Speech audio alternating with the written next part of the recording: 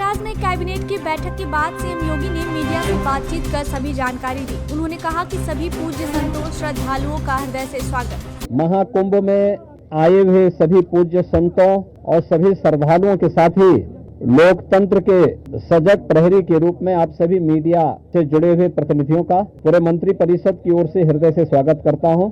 UP का संपूर्ण मंत्री परिषद यहां मौजूद है। मीटिंग में नीतिगत और महत्वपूर्ण मुद्दों के साथ प्रयागराज से जुड़े मुद्दों पर चर्चा हुई है। महाकुंभ में पहली बार उत्तर प्रदेश का संपूर्ण मंत्री परिषद उपस्थित है। हमारे सहयोगी सभी मंत्रियों ने आज यहाँ पर बहुत सारे मुद्दों पर चर्चा की है। प्रदेश के विकास से जुड़े हुए जो नीतिगत निर्णय हैं उन मुद्दों पर चर्चा हुई है। इसके अलावा यहाँ पर अन्य महत्वपूर्ण मुद्दों के साथ साथ प्रयागराज के विकास से जुड़े हुए मुद्दों पर भी चर्चा हुई है।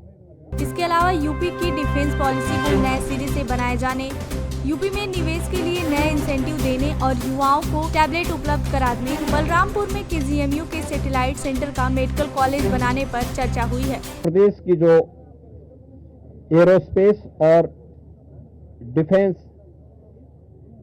एंड एम्प्लॉयमेंट से संबंधित जो पॉलिसी है, उस पॉलिसी 2024 ये 2018 में हमने बनाई थी, उसी पॉलिसी के 5 साल पूरे हो चुके हैं। अब उसको नए सिरे से बनाने की व्यवस्था की गई है। इस पॉलिसी को यहाँ पर अब हम लोगों ने बड़े निवेश को आमंत्रित करने के लिए उसमें नए इंसेंटिव की घोषणा की है। आज इस पे चर्चा हुई है। एफडीआई के अंतर्गत और फॉर्च्यून 500 में जो निवेश प्रदेश में हुआ है, उस निवेश के अंतर्गत इंसेंटिव वितरण करने की व्यवस्था और उसको उतनी प्रतिपूर्ति शासन यूपी सीडा को कर रहा है और सीडा ने यूपी सीडा उसके माध्यम से करेगा। कुछ नए निवेश के प्रस्ताव यहां पर आए हैं जिन्हें लेटर ऑफ इंटेंट यहां पे आज जारी हो रहे हैं।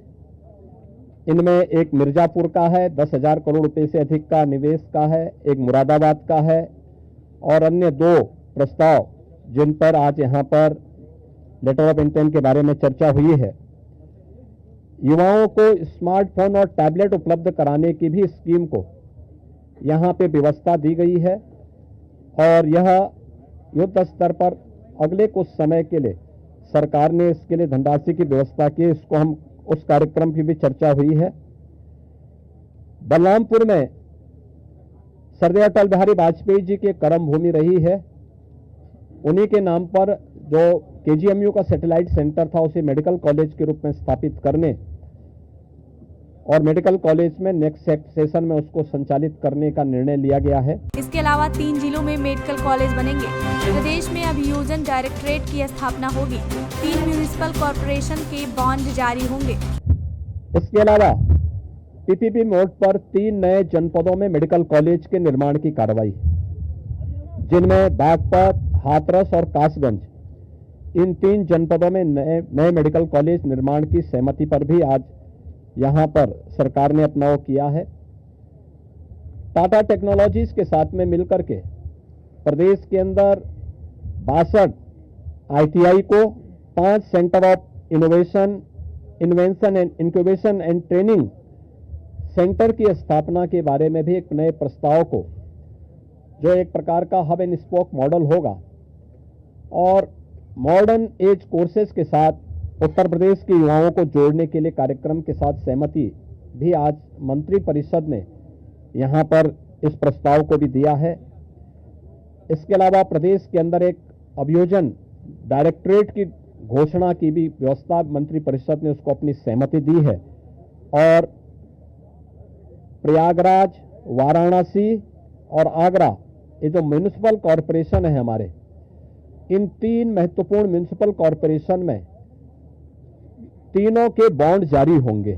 महाकुंभ को लेकर उन्होंने कहा कि अब तक 9 करोड़ से ज्यादा श्रद्धालुओं का आगमन हुआ है। कुंभ में आने वाले श्रद्धालुओं को अगले महाकुंभ में बड़े इंफ्रास्ट्रक्चर का लाभ मिलेगा। प्रयागराज में एक मेडिकल सेंटर बनेगा। प्रयागराज बिंद और काशी एक्सप्रेसवे के रूप में जाना जाएगा। प्रयागराज में सिग्नेचर ब्रिज के पैरेलल ब्रिज बनेगा। लखनऊ में स्टेट कैपिटल की रीजन की तर्ज पर प्रयागराज और चित्रकूट को मिलाकर डेवलपमेंट रीजन बनेगा। गंगा एक्सप्रेसवे का विस्तार होगा। प्रयागराज प्रयागराज के महत्व को आप देख रहे हैं। वैश्विक मंच पर इस समय हमारा प्रयागराज छाता हुआ दिखाई दे रहा है। जिस श्रद्धा के साथ पिछले एक सप्ताह के अंदर 9.25 करोड़ से अधिक श्रद्धालुओं ने संगम में आकर के पावन स्नान का आनंद लिया है, अनुभूति की है, वह यानी अविस्मरणीय है, अकल्पनीय है। इसको लेकर के हम लोग जो आदरणीय प्रधानमंत्री जी का विजन है, जैसे लखनऊ में हम लोगों ने स्टेट कैपिटल रीजन लखनऊ और उसके आसपास के जनपदों को मिलाकर के एक डेवलपमेंट का प्लान बनाया है, ऐसे ही प्रयागराज और चित्रकूट को मिलाकर के एक डेवलपमेंट रीजन यहां पे हम डेवलप करेंगे। इसके लिए इंफ्रास्ट्रक्चर के लिए जो महत्वपूर्ण होगा वह एक गंगा एक्सप्रेसवे का एक्सटेंशन हम लोग देंगे। तो सिग्नेचर ब्रिज के पैरेलल यमुना जी में भी एक नए ब्रिज को हम अपनी सहमति, कैबिनेट ने अपनी सहमति दी है कि हाँ, शास्त्री ब्रिज के पैरेलल तो हम उसके साथ कर ही रहे हैं और इसको भी हम उसके साथ जोड़ेंगे। तो ये महत्वपूर्ण घोषणाएं प्रयागराज के इंफ्रास्ट्रक्चर, यहाँ के सस्टेनेबल डेवलपमेंट की दिशा से, डेवलपमेंट और रोजगार की दिशा से, और आने वाले समय में यहाँ के नागरिकों के जीवन स्तर को और बेहतर बनाने की दिशा में जो आदरणीय प्रधानमंत्री जी की प्रेरणा है उसको आगे बढ़ाने के लिए ये कुछ घोषणाएं आज यहाँ पर कैबिनेट ने जिस पे चर्चा की है, अपनी सैद्धांतिक सहमति दी है। और मुझे पूरा विश्वास है कि अगली बार जब कुंभ के साथ उत्तर प्रदेश जुड़ेगा तो इन सब इंफ्रास्ट्रक्चर का लाभ आने वाले श्रद्धालुओं को प्राप्त होगा। उन्होंने अयोध्या में रामलला के प्राण प्रतिष्ठा को भी याद करते हुए कहा कि पिछले साल आज ही के दिन भगवान रामलला अयोध्या में विराजमान हुए थे। तो इसीलिए तो यहाँ पे ये प्रभु की ही कृपा है। प्रभु आज ही के दिन 500 वर्षों के बाद अयोध्या में विराजमान हुए थे और आज पहली बार उत्तर प्रदेश का पूरा मंत्री परिषद आज यहाँ पर आया है।